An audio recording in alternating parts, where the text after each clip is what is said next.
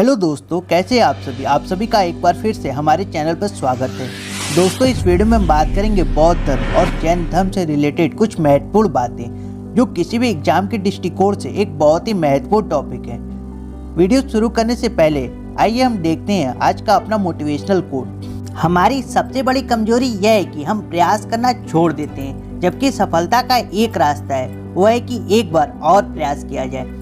दोस्तों, मंजिलें उन्हें नहीं मिलती जिनके ख्वाब बड़े होते हैं, बल्कि मंजिलें उन्हें मिलती है जो जिद पर अड़े होते हैं। यदि आप लगातार प्रयास करते रहेंगे तो एक दिन आप सफल जरूर होंगे। यदि आप चैनल पर नए हैं तो चैनल को सब्सक्राइब करके बेल आइकन को प्रेस कर ले, जिससे कि हमारी नए वीडियो की नोटिफिकेशन आपको मिलती रहे। आइए अब हम अपने वीडियो को शुरू करते हैं। बौद्ध धर्म और जैन धर्म के बारे में कुछ महत्वपूर्ण तथ्य। दोस्तों, बौद्ध धर्म के संस्थापक सिद्धार्थ थे, जिन्हें गौतम के नाम से जाना जाता था। इनका जन्म आज से लगभग 2500 ईसा पूर्व हुआ था।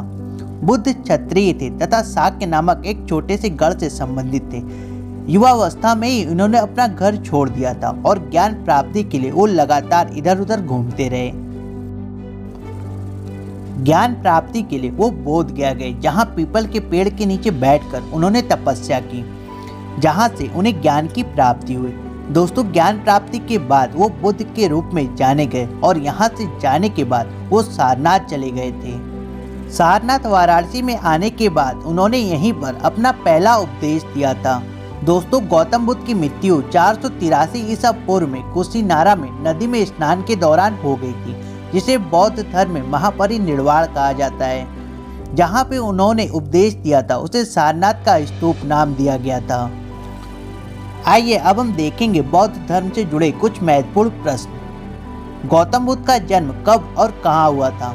दोस्तों, गौतम बुद्ध का जन्म 563 ईसा पूर्व में कपिलवस्तु के लुम्बिनी में हुआ था। त्रिपिटक ग्रंथ किससे संबंधित है? यह ग्रंथ बौद्ध धर्म से संबंधित है, जिनमें विनय पीठिका, सूत्र पीठिका और अभिधम्म पीठिका शामिल है। सिद्धार्थ के प्रथम गुरु कौन थे? दोस्तों, सिद्धार्थ के प्रथम गुरु अलार कलाम थे। सिद्धार्थ की गृह त्याग की घटना को क्या कहा गया था? दोस्तों, सिद्धार्थ की गृह त्याग की घटना को महाविनिष्क्रमण कहते हैं। बुद्ध ने किस स्थान पर महापरिनिर्वाण यानी कि मृत्यु को प्राप्त किया था? वो नगर कुशीनगर था। भारत में सबसे बड़ा बौद्ध स्तूप कहाँ स्थित है? दोस्तों, भारत में सबसे बड़ा बौद्ध स्तूप सांची में, जिसे हम सांची का स्तूप के नाम से जानते हैं। बौद्ध शिक्षा का प्रमुख केंद्र कौन था? दोस्तों, यह विक्रमशिला था। आइए अब हम देखते हैं कुछ महत्वपूर्ण तथ्य। बौद्ध धर्म में त्रिरत्न होते हैं, जिसमें बुद्ध, धम्म और संघ शामिल है। दोस्तों, इसे दो भागों में बांटा गया है, एक हीनयान और दूसरा महायान। बौद्ध धर्म का परम लक्ष्य निर्वाण है, जिसका अर्थ है दीपक का बुझ जाना। दोस्तों, बुद्ध ने सांसारिक दुखों के संबंध में 4 आर्य सत्यों का उपदेश दिया है, जिसमें पहला दुख, दूसरा दुख समुदाय, तीसरा दुख निरोध और चौथा दुख निरोध कामिति प्रतिपदन है। वेदों की रचना के लिए किस भाषा का प्रयोग किया गया था? दोस्तों, वेदों की रचना के लिए उपनिषद भाषा का प्रयोग किया गया था। गौतम बुद्ध ने सर्वाधिक उपदेश कहाँ दिए थे?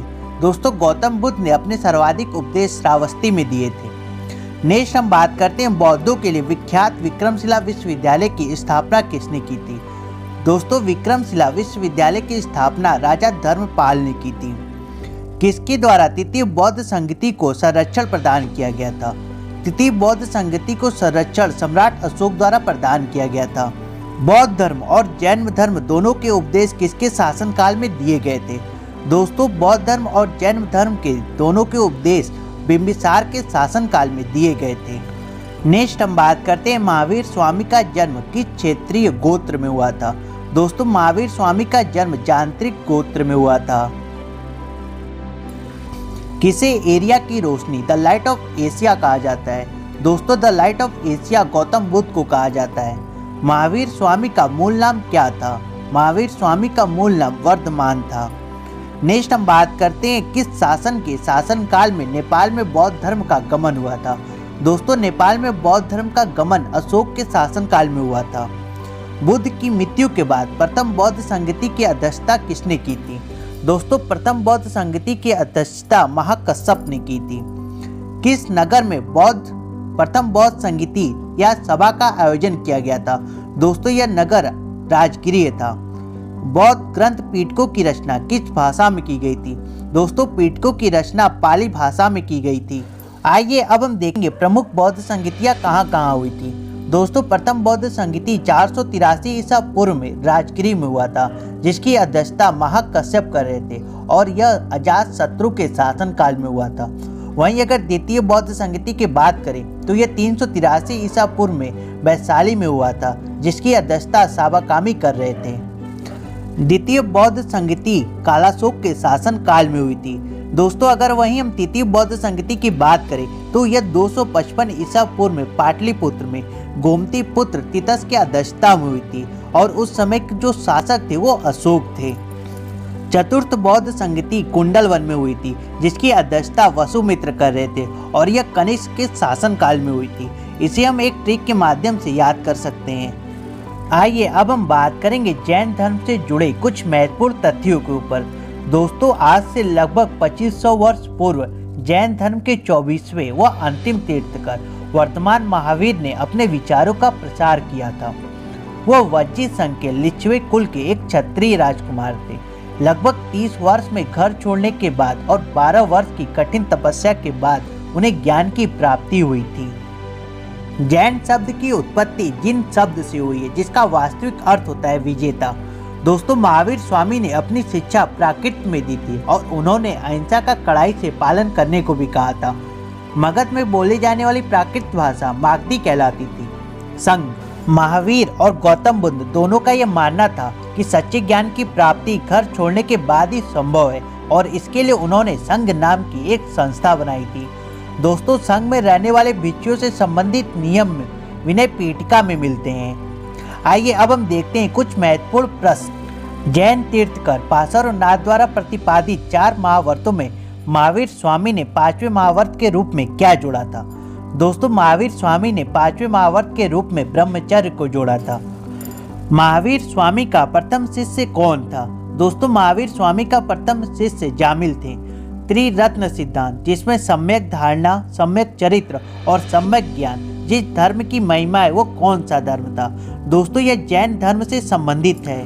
प्रसिद्ध जैन ग्रंथ कल्पसूत्र के रचयिता कौन है? दोस्तों इसकी रचना भद्रबाहु ने की थी। नेक्स्ट हम बात करते हैं जैन साहित्य का संकलन किस भाषा व लिपि में है? दोस्तों जैन साहित्य का संकलन प्राकृतिक भाषा व अर्थ मागधी लिपि में है। आजीवक संप्रदाय के संस्थापक कौन थे? आजीवक संप्रदाय के संस्थापक मक्खिल गोसाल थे। दिलवाड़ा के प्रसिद्ध जैन मंदिरों का निर्माण किसने करवाया था? इस मंदिर का निर्माण चालुक्यों या सोलंकियों ने किया था। जैनियों के पहले तीर्थकर कौन थे? दोस्तों जैनियों के पहले तीर्थकर ऋषभदेव थे। जैन धर्म का प्रसिद्ध केंद्र कहाँ था? दोस्तों जैन धर्म का प्रसिद्ध केंद्र मथुरा में था। महावीर के अनुयायियों को क्या कहा जाता था? महावीर के अनुयायियों को निग्रंथ कहा जाता था। प्रथम जैन महासभा का आयोजन कहाँ हुआ था? दोस्तों प्रथम जैन महासभा का आयोजन पाटलिपुत्र में हुआ था। वहीं अगर हम द्वितीय जैन महासभा की बात करें तो इसका आयोजन वल्लभी में हुआ था। भागवत संप्रदाय के विकास में किसका योगदान अत्यधिक था? दोस्तों भागवत संप्रदाय के विकास में सर्वाधिक योगदान हिंद यूनानी का था। प्राचीनतम विश्वविद्यालय कौन सा है? प्राचीनतम विश्वविद्यालय नालंदा विश्वविद्यालय था। अनेकतावाद किसका क्रोड़ केंद्रीय सिद्धांत एवं दर्शन है? दोस्तों यह जैन धर्म का सिद्धांत और दर्शन है। आइए अब हम देखते हैं नालंदा विश्वविद्यालय से जुड़े कुछ महत्वपूर्ण तथ्य। दोस्तों नालंदा विश्वविद्यालय की स्थापना गुप्तकालीन सम्राट कुमारगुप्त प्रथम ने 415 व 454 ईसा पूर्व में इसकी स्थापना की थी। बख्तियार खिलजी नामक एक मुस्लिम तुर्क लुटेरे ने 1199 ईस्वी में इसे जलाकर नष्ट कर दिया था। नालंदा शब्द संस्कृत के 2 शब्दों से मिलकर बना है, जिसमें नालम प्लस दा सम्मिलित है। दोस्तों संस्कृत में नालम का अर्थ कमल होता है और कमल ज्ञान का प्रतीक है। नालम प्लस दा यानी कमल देने वाली अर्थात ज्ञान देने वाली। कालक्रम से यहाँ महाविहार की स्थापना के बाद इसका नाम नालंदा महाविहार रख दिया गया था। आइए अब हम बात करेंगे इस्लाम धर्म से संबंधित कुछ महत्वपूर्ण तथ्यों के ऊपर। दोस्तों इस्लाम धर्म की स्थापना हजरत मोहम्मद साहब ने 570 ईस्वी में मक्का में की थी। इनके पिता का नाम अब्दुल्ला और माता का नाम अमीना था। इन्होंने कुरान जैसी पवित्र ग्रंथ की रचना की थी। दोस्तों पैगंबर मोहम्मद साहब को देवदूत जिब्राइल ने अरबी भाषा में कुरान दी थी और इनकी मृत्यु 8 जून 632 ईस्वी में मदीना में हुई थी। पैगंबर साहब का जीवन चरित्र किसने लिखा था? दोस्तों इसे इब्न इसाक ने लिखा था। नेक्स्ट हम बात करते हैं पैगंबर मोहम्मद साहब के उत्तराधिकारी क्या कहलाएं। दोस्तों पैगंबर मोहम्मद साहब के उत्तराधिकारी खलीफा कहलाते हैं। ईसाई धर्म, दोस्तों इसके संस्थापक ईसा मसीह थे और इनका जन्म स्थान जेरूसलम बेतलहम था। आइए अब हम बात करते हैं शैव धर्म के बारे में। दोस्तों इस धर्म में भगवान शिव की पूजा किया जाता था। इल्लोरा के प्रसिद्ध कैलाश मंदिरों का निर्माण राष्ट्रकूटों ने करवाया था। नेक्स्ट हम बात करते हैं लिंगापत संप्रदाय प्रचलित है। दोस्तों यह संप्रदाय दक्षिण में प्रचलित है। वासुदेव कृष्ण की पूजा सर्वप्रथम किसने प्रारंभ की थी? दोस्तों वासुदेव कृष्ण की पूजा सर्वप्रथम सातवतों ने प्रारंभ की थी।